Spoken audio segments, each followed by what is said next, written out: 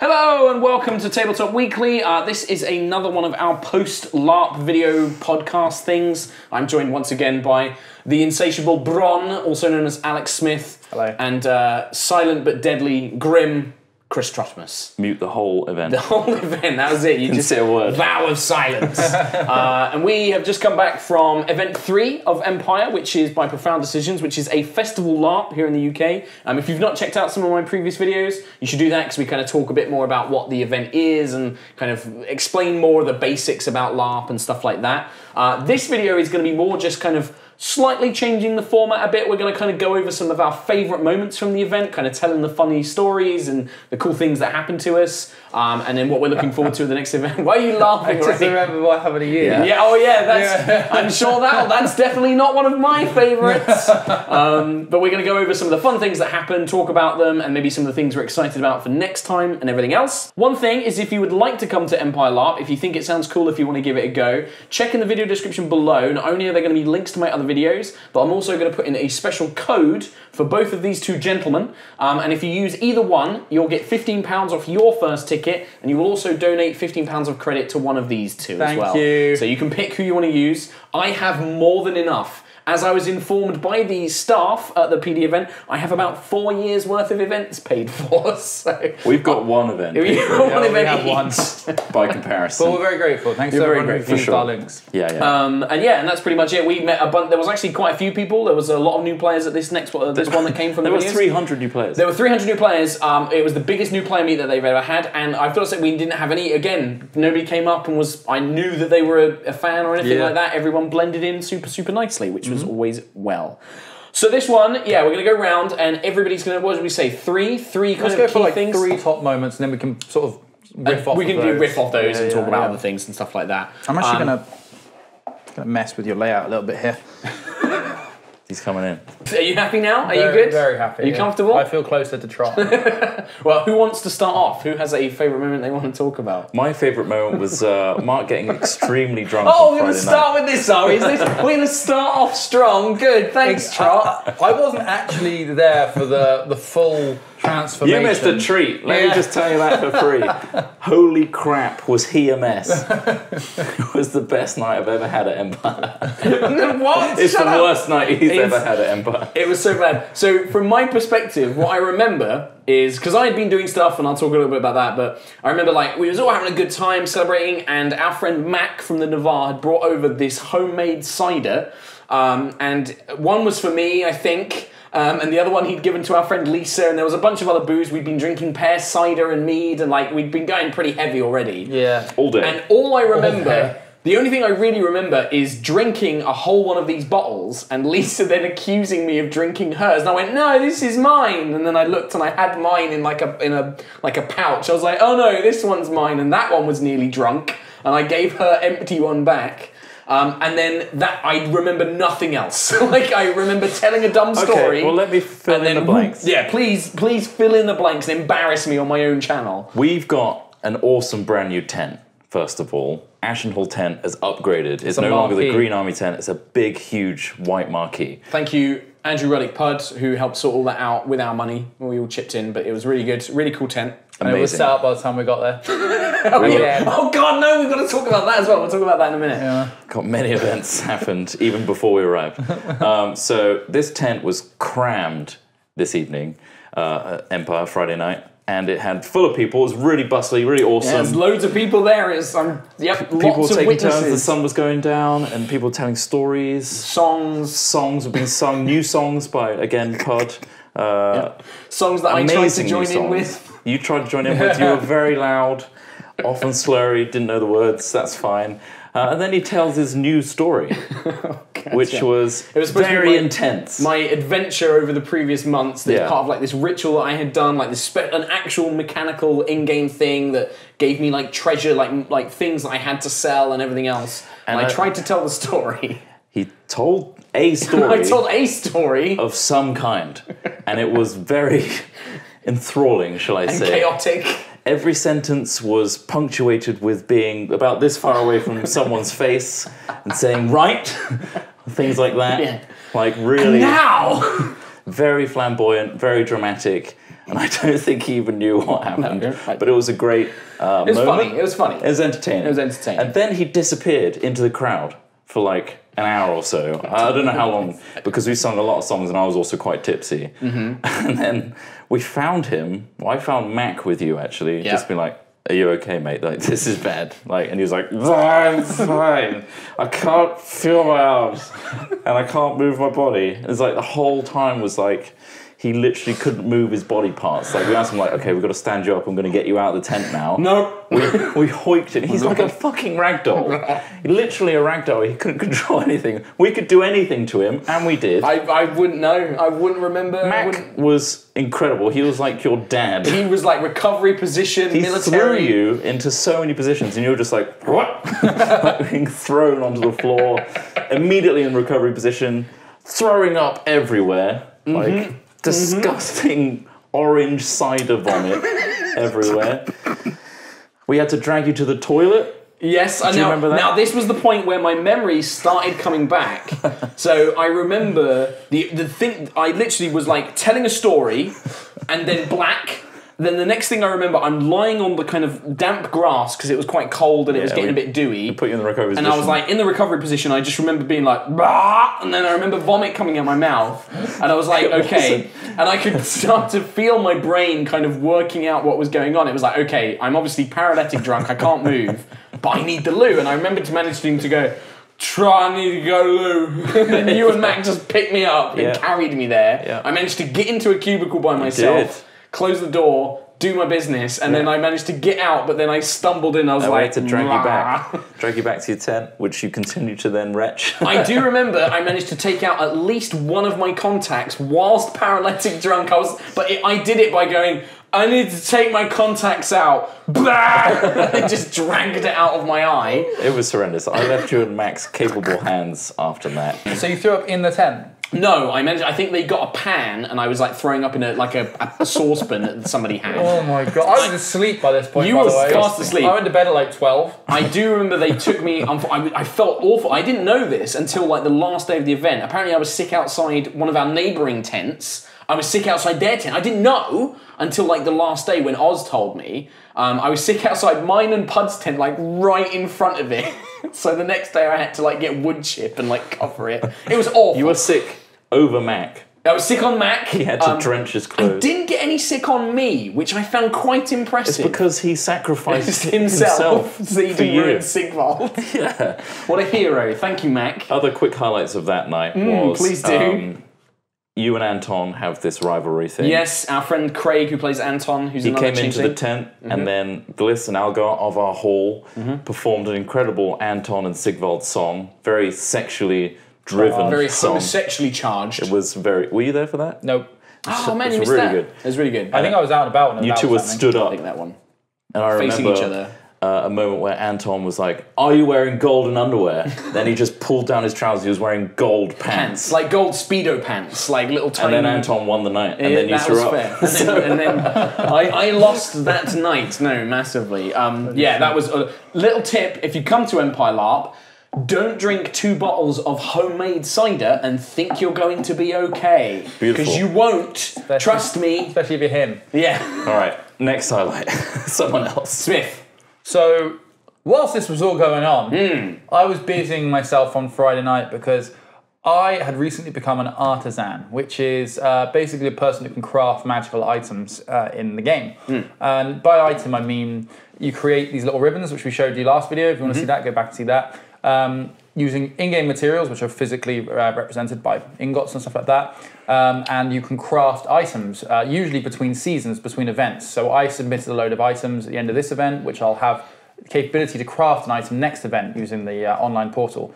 However, I took Artisan in between the last season and the game just gone. And I really wanted to craft this new item for Trott, which is this unbelievable staff. Imperial Staff of Mastery. Imperial Mastery. It's just the most OP item I've ever seen in any of the crafting lists. So the crafting's fairly well balanced. It doesn't really, regardless of how much money you've got, it doesn't necessarily mean you're going to be all powerful. No, it normally gives you more uses of skills or Yeah. skills that you don't have access to, but it's never game breaking. Like, it's strong, but it's Yeah. not like, oh my god, that guy's unkillable or whatever now. Apart from the Staff of Imperial Mastery, which I would class as pay to win. It's the most expensive item of the magical staves to make. It costs 7 of every basic resource. It comes to about 6 thrones to make. Which is a lot. Which is a lot. Like, even the richest, well, even if you choose the best resource, you make about, at basic level, you make about a throne an event. So it'd take you 7 events to... Yeah, so usually a year and a half. Let's do say. sweet-ass farming rituals. Yeah, exactly. Through our trading as Ulf and Grimm's Curious Things, selling beef jerky and nuts and all that sort of stuff, we've made quite a lot of coin, and I had about 6 thrones on me.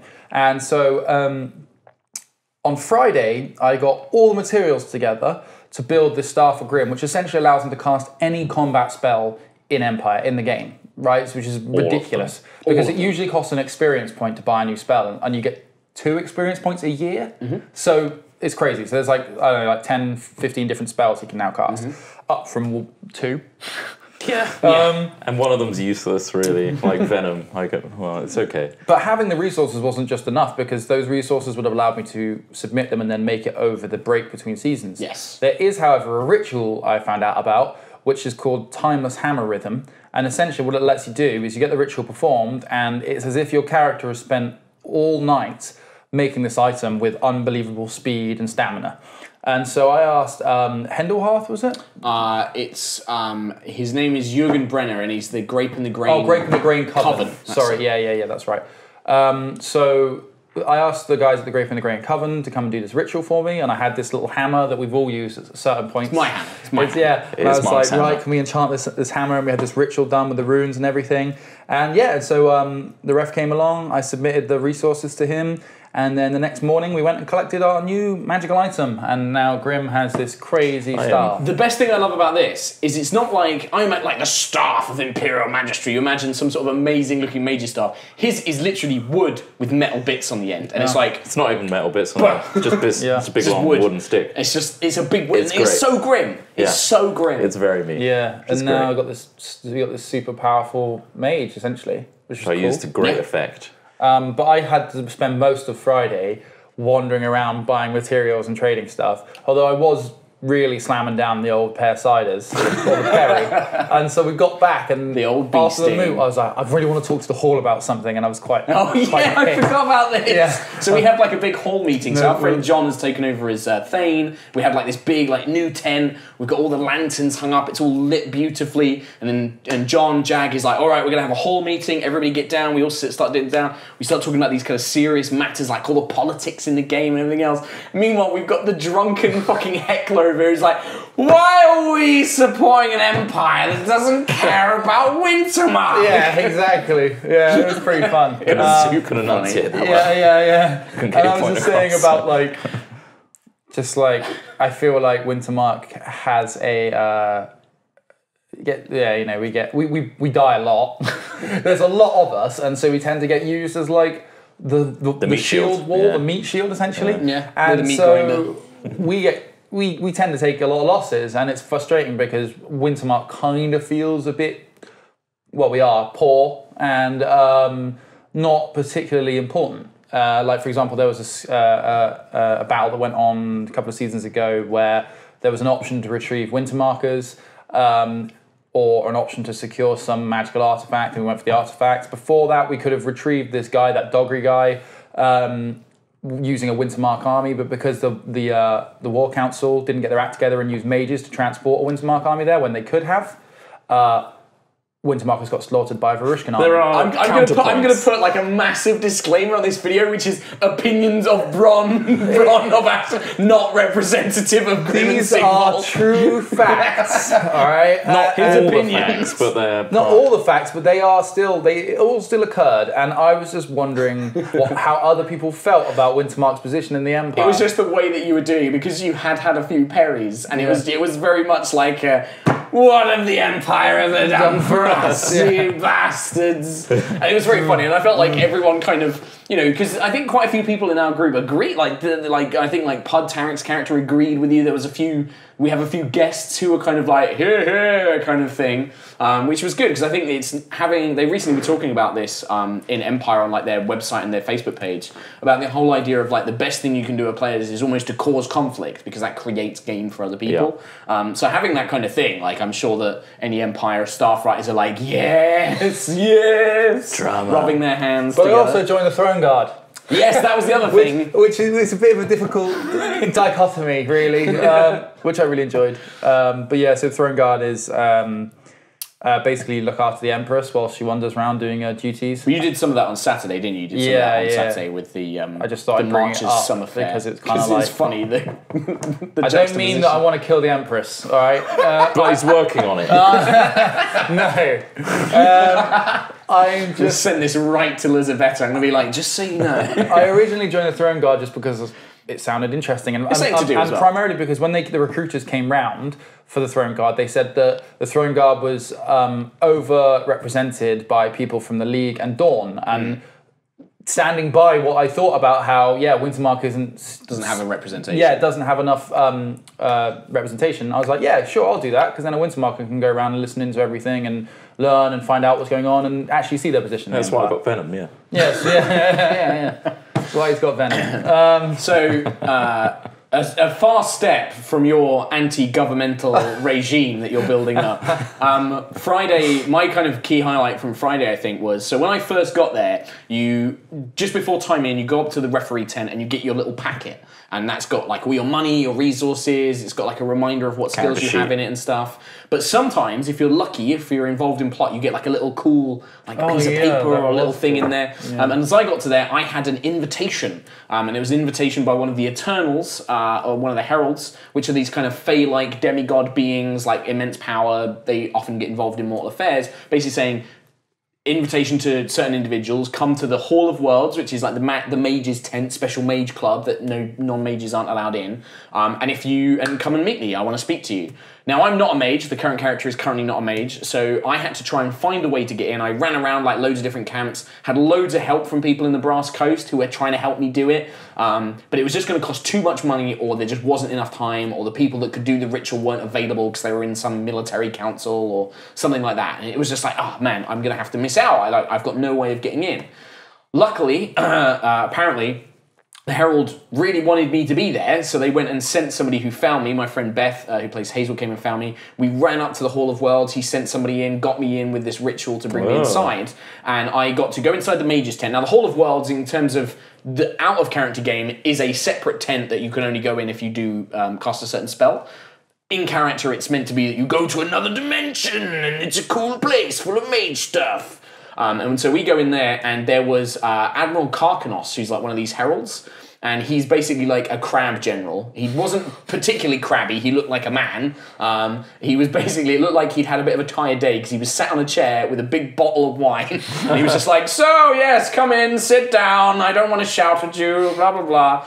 And he basically brought in some folks from the Brass Coast and some folks from Dawn, and basically I got the chance to be one of these champions. So there's going to be a tournament at the next event, and these Heralds of Summer, which is one of the realms, the magical realms, they're each picking 3 champions from different nations to represent them in this tourney, and I get to be one of those guys. And it was quite good, because he not only brought me in, he got like an enchantment, he does like this thing where he comes up to you and he gave me a little secret card, and it's like, oh, you've got like an enchantment and you get this benefit and stuff like that. But he was also just like, so, tell me about Wintermark. What kind of adventures do you want to be sent on? You know, if your group got to be sent out on adventures, what would you want to do? And so I got to kind of talk to him a little bit about like, oh yeah, well, I think we'd want to do this and stuff like that. And it kind of goes back to that thing of, it's nice to be able to say, we don't always just want to, we get to do a lot of fighting, and we're kind of known for that. Be kind of nice if we got to do some other stuff as well, like show that we are very cunning and we're very, wise, and we've got great mages and things like that. So it's kind of nice to be able to talk about those things and hopefully maybe influence some game for other people. And then as part of that, I also got a bunch, because we had so many new players there,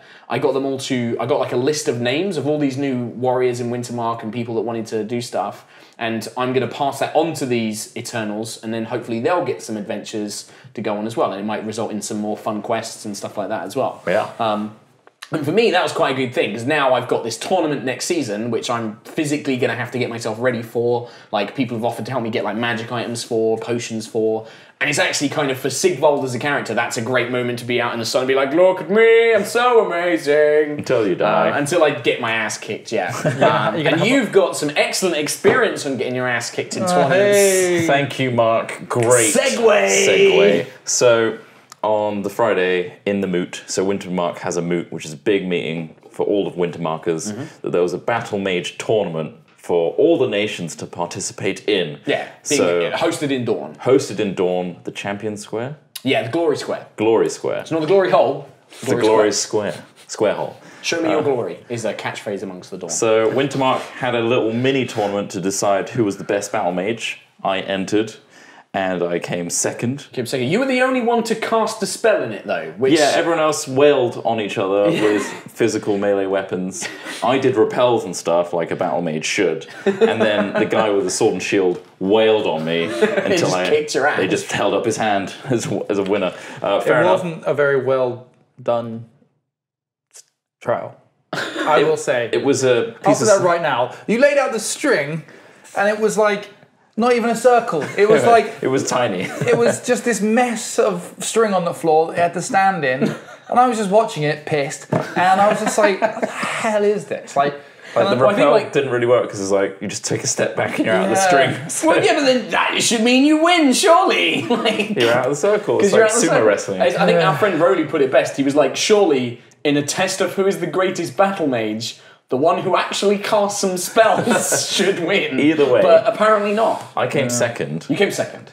until... out of 4. out of the 4. So it wasn't a big competition. You beat the other two, yeah.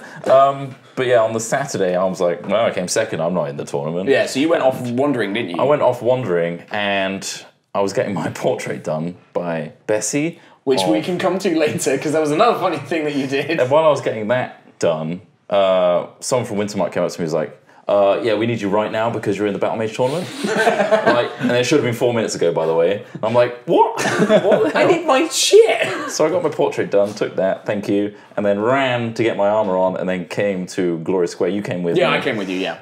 Thanks for the moral support, because it goes downhill from here. So I entered this Battle Mage tournament. I was late, apparently. We were bigging him up. We were like, you could do it. Yeah, I'm going to win. And you had your proper staff at this point, right? I had my Yeah. Staff Imperial Mastery. I didn't actually do the Battle Mage tournament with Wintermark with my Staff Imperial Mastery, so all I had was Repel, really, and Venom, which I didn't use. But anyway. Dead. I win because you're murdered. They're all dead. And I had my first battle and lost miserably, like really badly. Yeah. What happened? How did so Trott? what happened was Trott went in and he got bigged up by another Scop, a Wintermark Scop, who kind of bigged him up, and like I told him some things gave to him some say. I stories. gave him some stories. Bright mantle. Nice. Told him about that, and he went in there and like we were bigging it up, and we were trying like before, because there was a match before you, wasn't there? Or 2 matches before you, and we were like, oh, we're trying to watch them, and I'm like, oh yeah, you want to watch out for that guy. Like, yeah, he's got a long reach with his staff. Try and dodge out the way and get a blow in. Oh, it looks like they're shattering implements. Maybe that's something you should do. Oh yeah.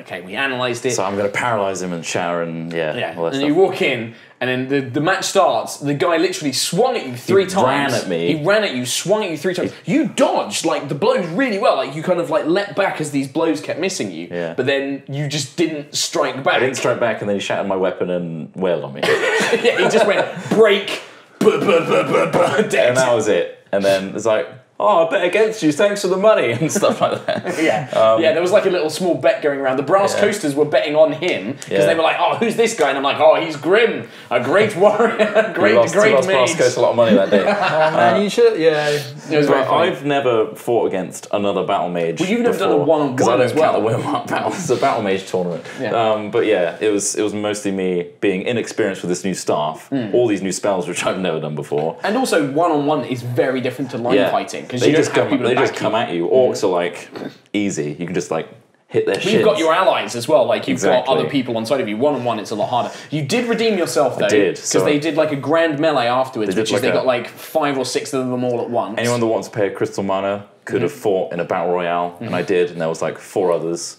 and I wailed on one guy.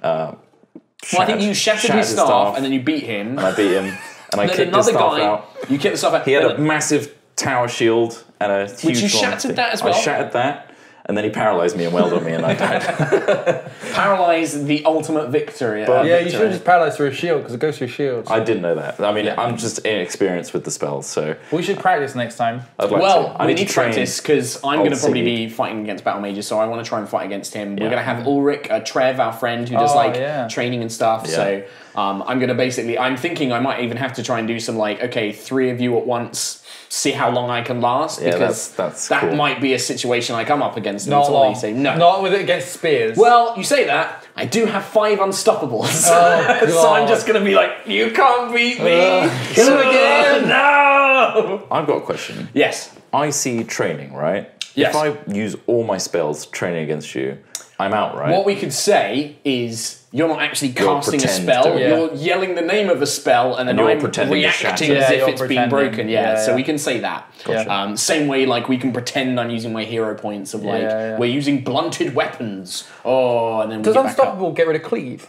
No, it doesn't. So, but I have Relentless, which lets me get rid of Cleave. How many times can you use that? I've got 5 hero points, and each Unstoppable and each Relentless costs 1 each. I was gonna say, What I if it- found out about Unstoppable, though, 2 big crutches around it. First of all, weakness, which means that you can't use any hero skills, spells, magic items, anything. Yeah, that's so pretty- that is pretty bad. Pretty bad. And it doesn't go away until you get it. Do I have cured. weakness? You can cast weakness. Weakness is really good.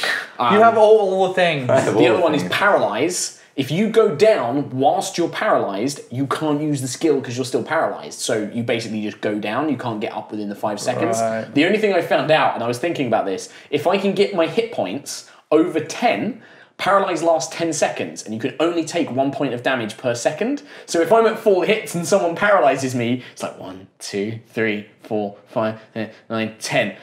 I've still got 2 hit points left, and you can still, and then you get knocked down. Can you? What have you got to do that? How many hit points have you Well, got I base? have 3 base, 3 from my armor. I can get a potion that gives me another 3, and then if I had some magic armor that gave me another 1 or 2, that could push me up to 10 It's or like 11. 11. Yeah. You'll come back with 1 potion- HP. Well, no, the paralyze would end with me on 1 HP. They'd probably hit me Right, so once you would more, I'd get go 2. down, Yeah. and then I can unstoppable. That potion you're talking about costs almost a throne. It does, yes. Steve, but our friend, our Master Steve, has said he's going to make me either the 2 or 3 hit potions. So He's a nice guy. he's a nice guy. He Good old saved Steve. your life? Did he? Your real life? Who? Oh, you talking about Mac? No. No, you're talking about the Algar. other- Algar, our Steve. Right. Gotcha. So, next highlight. yeah, so yours was the Battle Mage thing. What did you do on Saturday? What was your highlight from Saturday? Lots of things, but probably Throne Guard's the most interesting one to talk about. Yeah, you should talk about it. So, I joined the Throne Guard. So for a couple of hours, I wandered around with a little purple sash on and looked after the Empress, basically, with a couple of other people. And she basically went round and talked to She did like the March of Summer Fair, interesting didn't parties. she? Yeah. So we went to the March of Summer Fair, which during the summer solstice they have funny fate style games. So there was one where we threw these flying pigs as far as we could go, where we pulled ribs out of the inside of a pig tombola and you get a prize. And the Empress and her bursar, I guess it was actually paying for us to do these things. So they were like, you want to go? And I'm like in heavy armor with my all my gear on, literally my full chain, my metal van braces, my greaves, everything. I'm just like, yeah, all right. I probably shouldn't say no. You just paid for it. So I picked it up and I was like, and clanking everything as I threw a fucking pig. It was just fun. It was cool. I wanted to be very serious and very vigilant, but I kept being asked things and to do things like throw pigs, and so I was like, okay, Imperatrix. you got it. Also, we just come out of our big battle. Yes. So usually you finish the battle, then you go and get all your chain and everything off, and you feel very relaxed. But I just had to sit in mine for an hour, waiting for the Throne Guard to start, and I had a cracking headache. So before I started, I took a bunch of paracetamol, a bunch of ibuprofen, and so I was just quietly sort of wandering around. It was quite peaceful. But what was really interesting about Throne Guard was the amount of crap that the Empress gets thrown against her. So the marchers in the battle that had just happened. This was just after the battle. Yeah, a load of the marchers got killed during a retreat, and apparently they say that the Winter Markers were meant to be there to relieve them. Winter Markers say that they were there to relieve them, and the marchers didn't pull out at the right time. I don't know what. I think we had gone long gone Yeah. by this point. Like we were told just get out, and we were like, Yeah. okay. Essentially, something like 25, 26 of the marchers got killed. And R.I.P. Badger Boys. considering their nation is like 50 to 60 people, It's a lot. It's a lot of people to lose. Like I think Wintermark has a couple of hundred there this time. I think like 150, something like that. Yeah. So we're a bit bigger. Anyway, so the marchers were like pissed, and one of their surviving generals or commanders came up to her, like covered in blood and stuff, and was just like raving at her, saying like, "What the hell happened out there? Like, this is ridiculous." And apparently, they went to the military council after that and just started screaming at the Wintermark generals, and then they just left them. They stormed out, and then the Empress was like, and she got told this again after this had happened, and a little aide came over, and she was like, "Here you go. Here's a letter of like authority. You can take away their armies if they don't calm down." And all this sort of stuff was going on. Wow. And Wintermarkers then came over to her and were like, "Our hall's fallen in a hole," because there was this big hole thing that happened. Hole. Yeah. So one of the halls fell into this massive hole, and it's basically a big thing for the Empire because we need to either retrieve the people out of it and stop anyone from going in there, or we can all go in there. That's all being handled now. Yeah. I know what's happened with that. Right, okay. So maybe we can align. But essentially, as it stood, if we'd sent armies in there to retrieve whatever was in the hole, there was a chance that the locals of the hole, which were these weird creatures, could potentially rise up, form their own army, and then be another problem for the Empire. Yeah. Start attacking. But the Wintermarkers were a bit pissed at the Empress because she wasn't doing anything to help or repair. So the hall that fell into it, Dunhearth Hall, had to generate some cash to basically repair their hall, and the Empress and the Empire didn't seem to be trying to provide for that. So they voiced their concerns quite angrily when we were walking through the street. But eventually we went to that hall, and the Empress sat there for a good half hour, chatted to the Thane, and it was hopefully some productive stuff came out of it. So I think what's happened with that is that they've basically declared the hole to be like an imperial resource now. Are they actually going to force seat it? Yeah, I think so, and it means that it's illegal for anybody to send their units there, so they can't do it. So it's basically they've kind of managed to solve the problem of people can't go there and aggravate the armies, but they can potentially still get the money out of it over time. So it's kind of an interesting solution to it. And that's what I remember hearing anyway. Yeah, I heard the people that fell in it. Well, so what they mean by that We're just going to take money from it. Yeah. All right, boys, just stay strong. We can't send an army, sorry. Well, I think what the problem was is that it wasn't necessarily the people that went in it, but with Dunhearth, what they had done is you can upgrade your resources. So like if you've got a mine, you can pay special materials to make your mine better. And obviously those guys have been playing the game for a long time. They've upgraded their resources, and because this sinkhole that appeared, which is all done during downtime, it's all done when we're not at the events, like they'll send round these email like, "Oh, here's some cool stuff that's happening in the Empire, it might affect you." This sinkhole appeared on top of their thing, like it just was like bam, bam, and they're like, and they basically we'd lose all of our stuff, and so the game's like, well, yeah, you've lost all your stuff. So now they want to try and recoup those kind of upgraded resources and stuff like that. And also, and that represents people as well. Like your resource is not just a mine, it's the miners in the mine and stuff like that. So there are people, but it's also just money. so yeah, really interesting. Yeah. It's not my highlight, but we should talk about the battle in general, because obviously the battles are a big part of the events and stuff.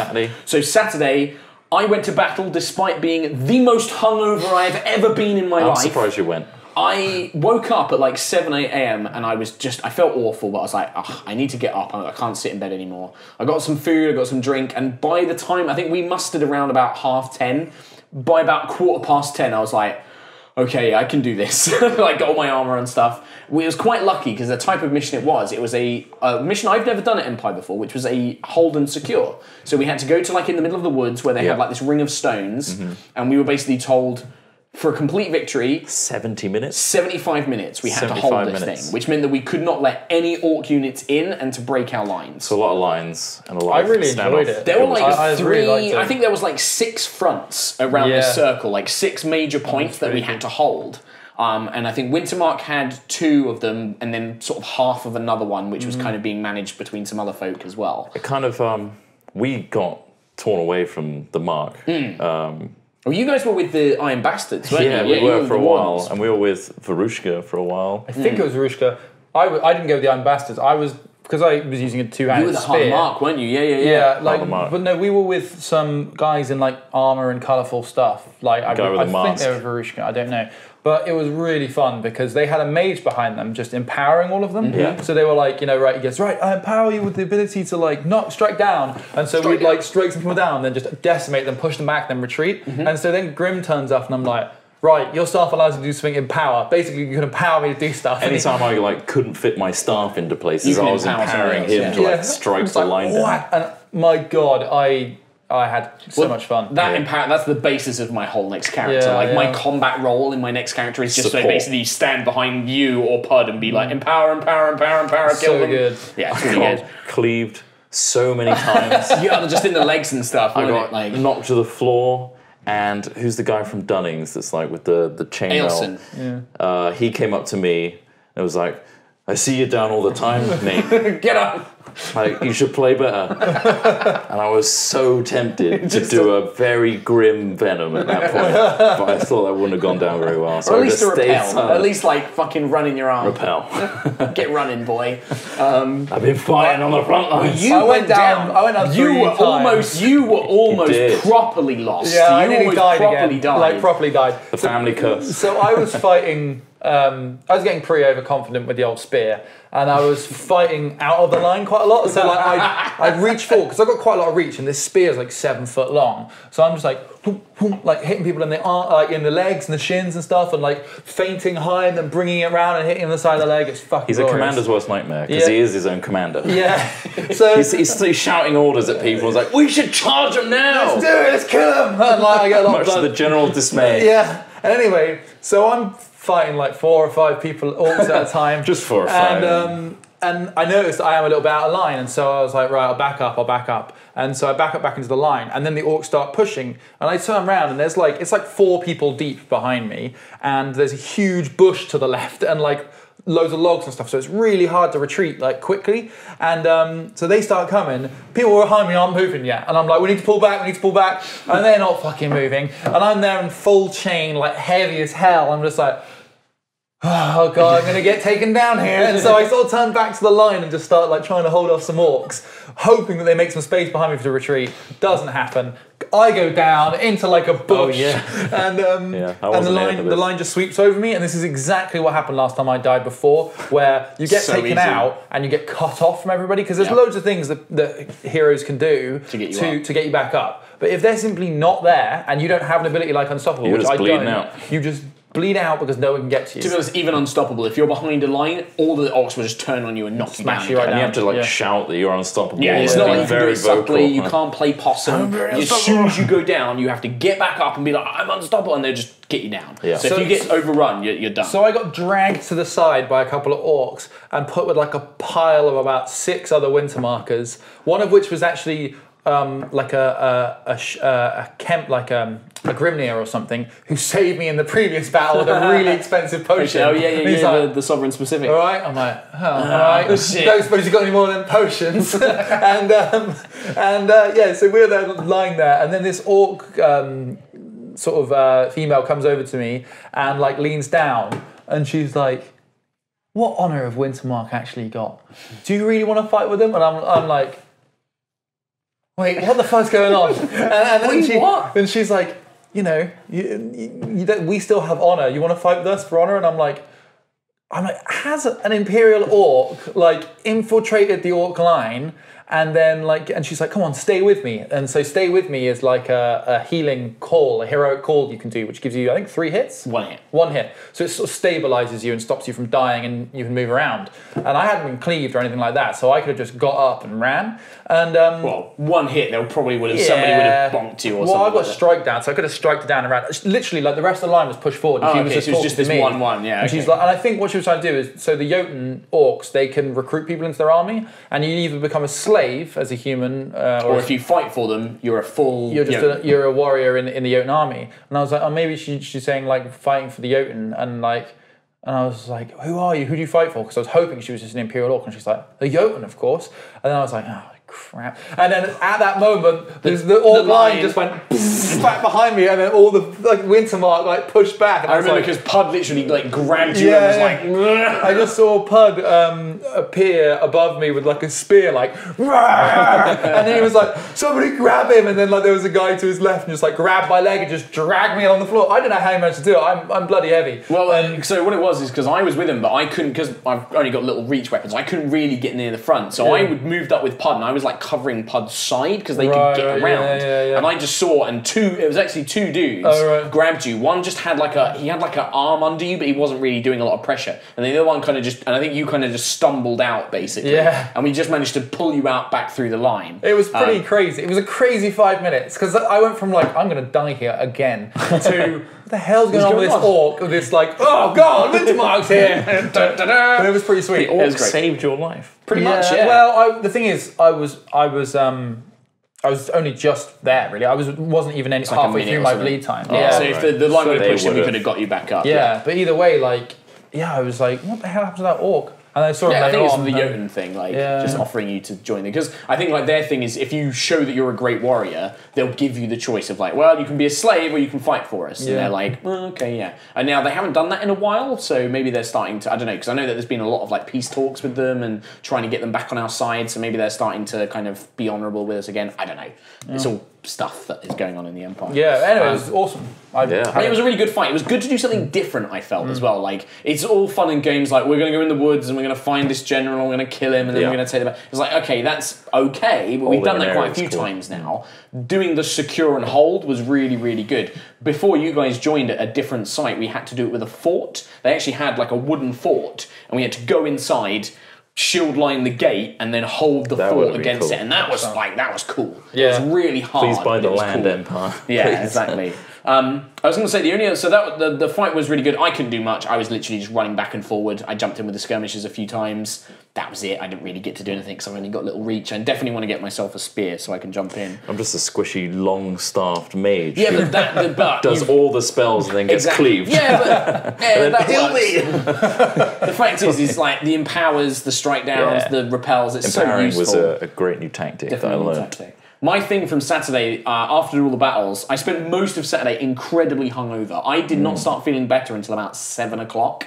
I just felt terrible the whole day. Even when we were doing your battle tourney, and I'm like, you can do it, Grim, yay, please kill me. But by 7 o'clock I started feeling better, and I actually went and I found a friend of mine in the Brass Coast, Ibby, and we went to a Highguard burlesque show, which is a bunch of players had organised. It was a we tried to get into it twice. Yeah, and you couldn't. I got in though. I don't even know how. I think we just got really lucky. We were the last group allowed in. I saw the queue. But my friend Jess, who's a Highguard player, she was one of the ones who organised it. It was really funny. It was they didn't try and be super sexy. It was we're going to be funny, and so it was rude songs. You better hope that's what they were aiming for, because otherwise they're going to... we were trying to be really sexy. No. As in, the songs were about being dirty and things like that. It was just. They had a band perform with them or something. They had singers, and then they had singers doing a cappella songs, but then they also had us singing along ourselves. One of their songs was called "Eye of the Highborn," which is "Eye of the Tiger," but instead of tiger, you say highborn, and that's the kind of that was the opening number, so it kind of set the tone. Nice. But they also had this Brass Coast play called "The Coctopus," which is basically the story of a maiden who goes to slay a great beast and get its treasure, and the beast is a man in a pair of golden pants with an octopus but with a big dick for a tentacle on the front, and it basically she has to ID the door. No, they didn't. No, so this story is all it's all audience participation. So she's trying to kill the coctopus, and she's oh, how should I kill it? How should I kill it? And it's stab it, and she's bite it, and she's okay, and bite its head off. Oh, strangle it, okay, and she's doing all of this and stuff. God. It was really funny. It was really, really funny. And then after she slays the beast, she realizes that she's in love with it, and so she has to bring it back to life. And again, it's how do I bring it back to life? Oh, massage it, okay. Or kiss it, okay. And then he comes back to life. My God. It was fucking hilarious. And it was amazing. And they did a really good show. Really, really good laugh. I think they're going to try and do it again, but that was really, really... I think they were called like the Vixens of Virtue, because Highguard's supposed to be like all holy and sort of like religious, and so they're like, now we're going to be burlesque. Yeah, good. Super, super cool. Really, really fun. I did a farming ritual on the Saturday. Oh, yes, your farming rituals. So I've been part of this since last event. So it was Jorgen Brenner again from the... Grape in the Grain. Grape in the Grain. Which Gliss, a member of our hall, Gliss and is part Tarek. of. Yep. So we've had our farms boosted, essentially. Had it, and basically stack every event. So we did a much bigger one this time. This is like the one where you kind of, it's called like Gathering the Harvest or something, isn't it? You kind of reap all the And it was very cool. We went to the Reggio, which is basically near the Hall of Worlds, the big stone pillars. With like lights in them and stuff. Sweet-ass cringe magic happens. Cringe magic! And yeah, he set it up really well. We got given like patches with rune on it, one of the Windsmart runes, and he did a big speech circling There was around like us. a guy with like a mask? Yeah, with one of the straw harvest straw masks. masks, we needed other people to empower the ritual, basically. And yeah, we handed over our crystal mana. None of it was mine. I didn't pay shit. Thank you, Gliss. I'll probably have to pay for it at some point. Because I'm getting like 3 thrown the next time. Well, I think the idea is that a good chunk of that money goes back into Wintermark and Ashenhall and stuff. Of course it will. Of course it will. But yeah, we each gave a speech about what our farm is and where it's going to go. Potatoes. Tarek was all about his bees and his honey and everything like that. Gliss was something very different. I forgot because I was thinking about my potatoes. I have a potato and stick farm. So my aim was to have the ultimate potato, hoping that, because my farm's quite small, the potatoes merge into a giant potato and that my sticks turn into trees. And that was my speech. He did like a really epic speech. It's like, together with the rune of the so-and-so and the rune of that, these farms, Grim, tell us of your farm. So I have potatoes. I've got potato farm. It's very quaint. Hoping for small thing, really. Don't forget about the sticks. The sticks are going to grow. Got some cool photos out of there. Yeah, Lisa's. I'm going to throw those in. So I think I'm going to get because Tom, Beth, and Lisa got some really good photos. I'm going to try and throw all of those in. So yeah, because of that, you're going to get the big golden potato for this one, yeah? I'm hoping to find a big golden potato to take with me next time.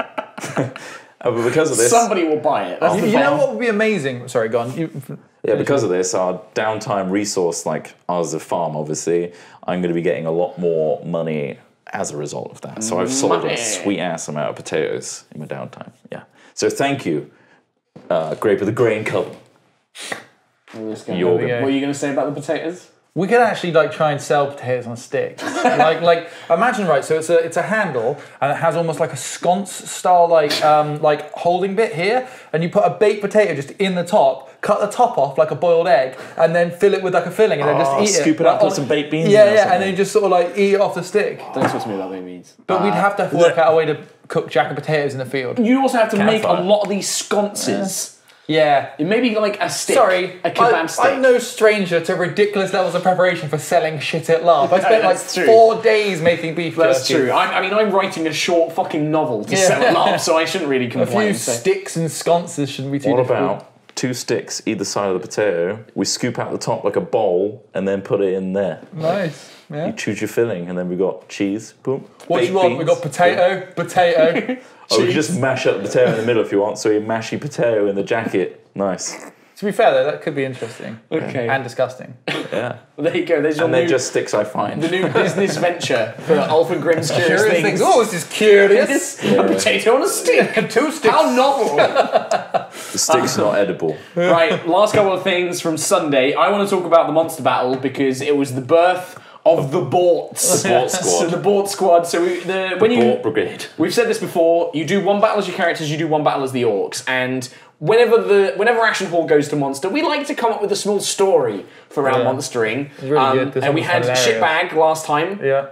who was Kat, who was one of our slaves that had to heal us. We had her this time. We had her this time, but but her they and got Lisa, taken away. who were playing piss pot, is it? Piss bag and shit bag. Collectively, Yeah. they were collectively pissed. Collectively, piss they were bag. both piss bag. But they almost immediately disappeared on the battlefield. Because they were water carriers. They had to go do that. They got told to go somewhere. But as we were making our way up, we were like, oh, what should our orc's name be? And I think, like, I don't know what, I think I said something like, oh, I'm going to be bought. You should also be bought. And we basically come up with the idea that we were all going to be bought, but we all had, like, suffixes. So it was like bigger bought, sexy bought, tall bought, and all these things. Old bought. Old bought. Well, old bought was Trott was called Jizz. He was just called Jizz. because of the hair, basically. He was like an adopted bought. But he was like an adopted bought. Yeah, just call me Jizz. Jizz. It's because the makeup artist Vicky put a dick on my arm. She did a dick on your arm, didn't she? That So I was call it. myself Jizz. And I got some mage gear, and I went as a mage. I had like a little rod and a little buckler. And halfway through the battle, I basically, I think it's because my hip was playing up, because I hurt my hip, and so I started pretending to be this old orc, like waddling around with like a Yoda-like stick. And I was just like, old bought shall heal you, my friends. Yes. And I would like go behind the lines. And we just had this weird situation where I think you guys had run off at this point, but like me, Pud, Sue, and Paul were all still in this group. And there was only like 15 of us, and we had the entire Dornish line. And they were just like they wouldn't ever charge us and like wipe us out. They were just kind of constantly being wary of us. So we kept just sort of like moving around and leading them out, making them chase after us, then stopping, going back. And every time I would like move right up to the front in front of the line and just shake my stick at them and be like, "You can't kill old Bort! I shall see you dead!" And I survived the entire battle as old Bort because every time that they properly charged and engaged, I would just run away to the next line of orcs and be like, "Where are my Borts? My Borts!" And just kept healing them. Why did no one arrow you when you were right at the front? I don't know. Like nobody shot me. Like I was like shaking my stick and everything. Well, there was a bit I remember seeing near towards the end when I was part of like a big line of orcs. And you were just wandering amongst the Empire, like because I think they just thought you were an Imperial orc. I was just like, "What's he doing?" He's like, "What's going on here?" I was just like, "What?" There was one of the Dornish guys came up and he was like, "How much?" Because we were playing the Grendel and they're all very money loving and stuff like this. They're all very much about trade. He was like, "How much to make you all go away? How much to make you leave?" And like the orc commander was like, "No, we're not talking to him." And I was like, "Old Bort will talk to him. How much are you offering?" And he was just like, 4 crystal mana or something like that. I was like, "No, man." And then and me and another orc, like some random orc, came up to me. He's like, "We should take him hostage and then blackmail him." Yeah. I was like, "Yes, that's a great idea. I name you Clever Bort." He joined us. And we just did all stuff. They had these big monsters, so they had like the Lobster Man and like Mr. Mr. Pinchy. Mr. Pinchy. And that was really fun. Like I was healing them. I was like, "No, Mr. Pinchy, you must live." Yeah, we were really behind Mr. Pinchy. I died hand in hand with Mr. Pinchy. So like it was like the last thing. They were all trying to get out of the gate, and we were just defending the gate. God, that was so bad. And we were like, "Come on, guys, let's do it for Mr. Pinchy." And they're these guys in these huge freaking like prosthetic suits. Yeah, Huge and this crab. guy basically just like a giant lobster. And but they've got loads of like heroic calls, so they can like strike down like crazy. I saw him like I think I saw Mr. Pinchy. Every time he hit somebody, it'd be like impale. Any hit he did. So like if you're in light armor, you're just down. So he bursts out of the line, goes smashing into them. They're like, "Whoa!" And then they like get back together and start hitting him. And we're like, "No, Mr. Pinchy!" And so like we try and like heal him up and like get him back and stuff. He keeps going down. And it's such a shame because like the guy's in such a big suit going down. It's like, "Oh god!" And so eventually I'm like fighting. I'm like, "No, you won't take Mr. Pinchy." And then I got taken down. I just went down right next to him and then sort of like reached out my hand and put it on his claw. But I realised then that like the mask of it, right, is like one of those classic theme park style masks. So it's like here, so you can see his face. And so I put my hand on him and I just start like, "It's okay, Mr. Pinchy, you did well." And he's like, "Thanks, mate." and I'm just like lying on my side between like a massive battle line, and then like out of nowhere, like this Dornish guy just in like full plate armor just like crashes down next to us. And I was like, "Bloody hell, you land on my head." And he's like, "What's going on?" Because he can't move his head. And then suddenly this arrow just whips across us and smashes into the Dornish guy on the floor. And the guy's just like, "Ugh." And I'm like, "What the hell's going on?" And we both just start laughing because like we just like, we're in the Ortmars, you can't see much. Oh man, that was so good. It was funny as hell. It was so funny. Yeah, it was so good. I remember a guy who plays Boric, one of our skirmish leaders. He was supposed to be playing like a special orc. He was part of the EMU, and he was supposed to be like this champion who was like supposed to be really proud and noble, but he fucked his voice the previous day. Yeah. And then I just come along as old Bort, and I'm like, "Do you hurt? Do you require healing, my precious Bort?" And he just starts dying. He's like, "I can't deal with you right now. I'm supposed to be like a really badass monster NPC, and I can't deal with you. Go away." It was really funny. Like I was cracking up when you were saying It's so that funny. as well. That was the most fun I've ever had monstering, and just being a mage, just running around healing. Yeah. I wasn't doing anything. I empowered a few times, but yeah, I just had a blast just running around healing people and just trying to live. Like my goal as Old Bort was like, if Old Bort lives, I am bringing him back as another next time we play Grendel, and he survived. You know, right near the end when they were like really badly pushing us on the gate, I just ran off into the woods on my own and just circled around, and nobody chased me. Everyone's just like, "I'll leave the old man alone." I'm like, "No, I'm no threat." That's literally it.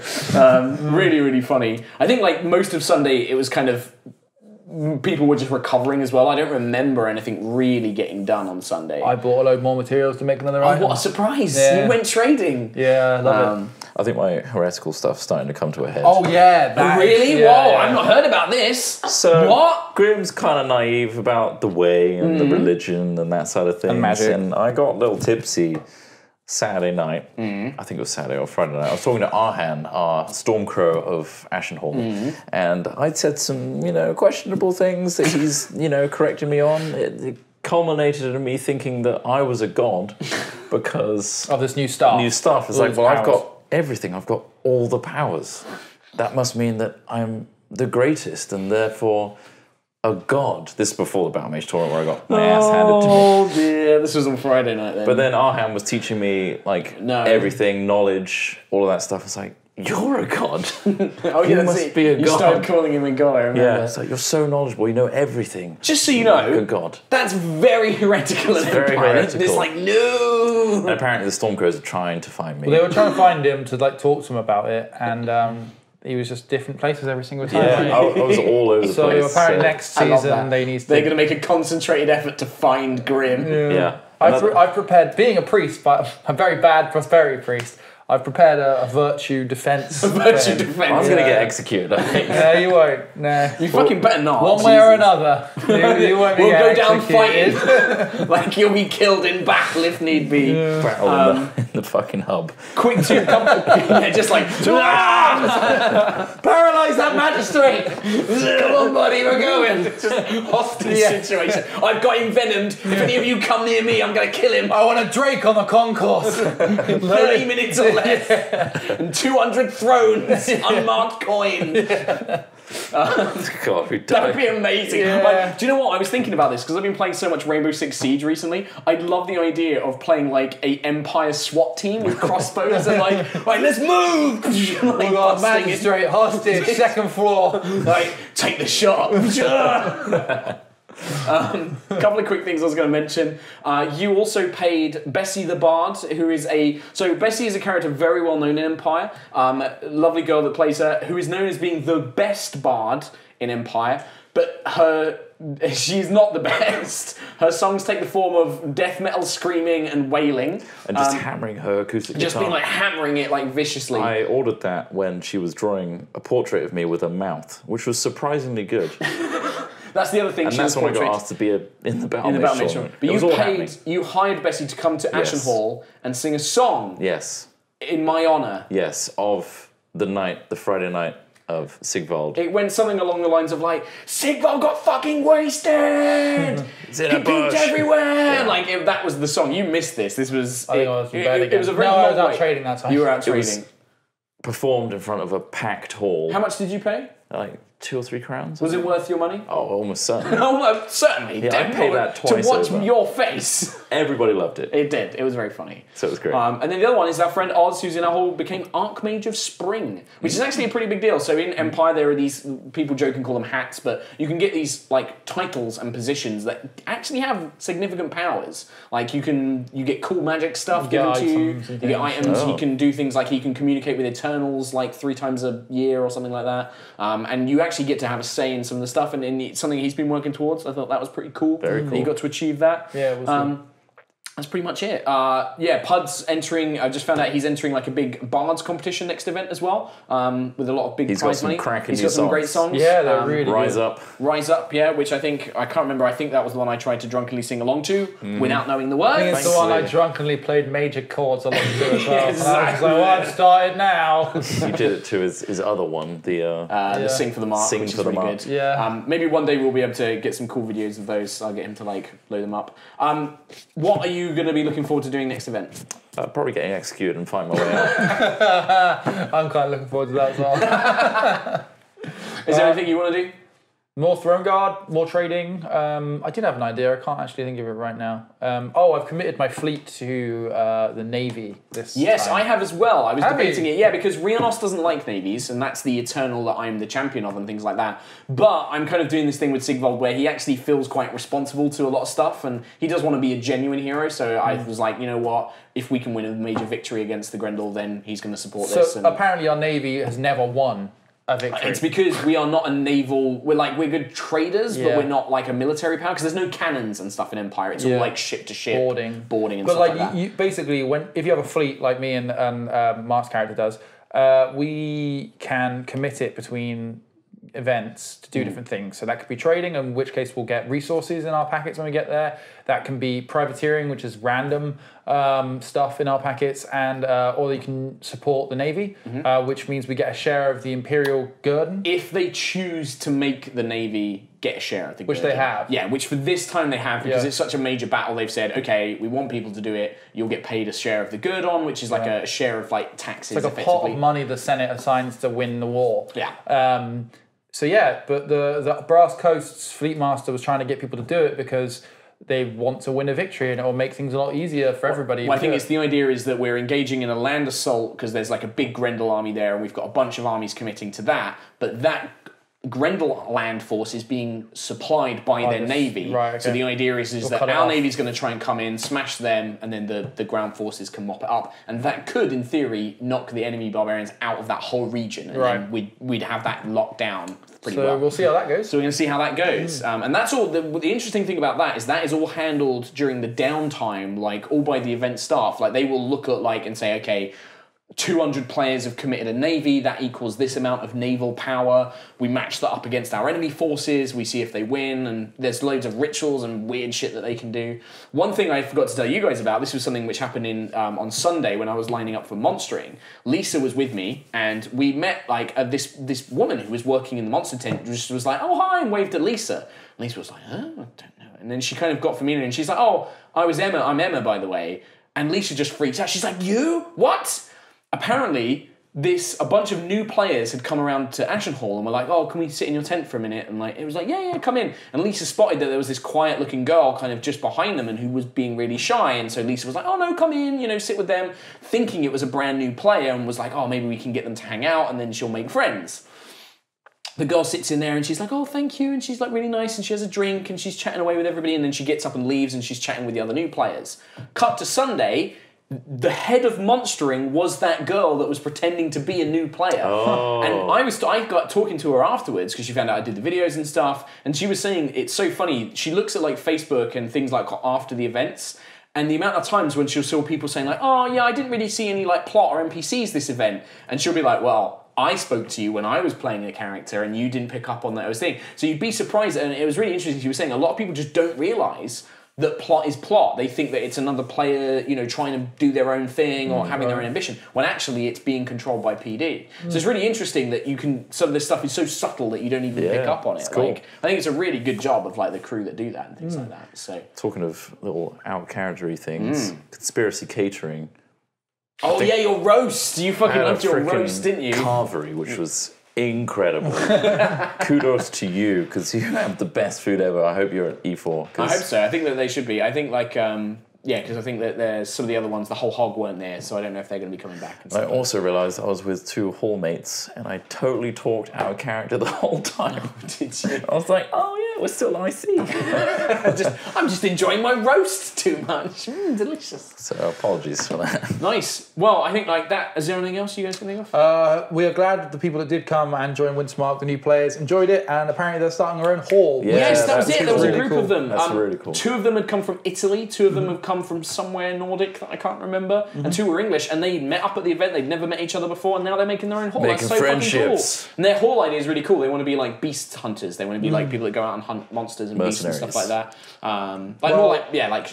Like mammoth hunters and stuff like that. Monster mercs. You know, if they do end up trying to execute Grim, then we might have to come and call on you for some moral support. Moral support. The monster being the bureaucracy. The Inquisition. They're the real monster here. Nice. No, it was really awesome. I hope everybody that went for the first time enjoyed it. Once again, I hope you've enjoyed our random stories of Empire and LARP and things like that. We enjoy doing it. Yeah, I mean, I'm happy to keep doing these. Try it out. It's awesome. And the links are below to get £15 off your ticket if it's your first event. So use them. If you miss this one, it's like a 6-month wait. Yeah, so the next one is the last again. one of the year, and then it won't be until, like April, May next year will be the next load a of them. long wait. But I'm going to be going to some player events which are organised during the downtime, and I will do some Fully videos. sanctioned. And like if these guys don't go, I might get like Sue and Steve and the other Ashenhall guys to make a video with me to talk about player events. So that'll be really fun. Cool. But yeah, there'll be more to come soon. Hope you've enjoyed this. There'll be more Tabletop Weekly content coming very soon, and we'll see you next time. Take care. Bye. Bye.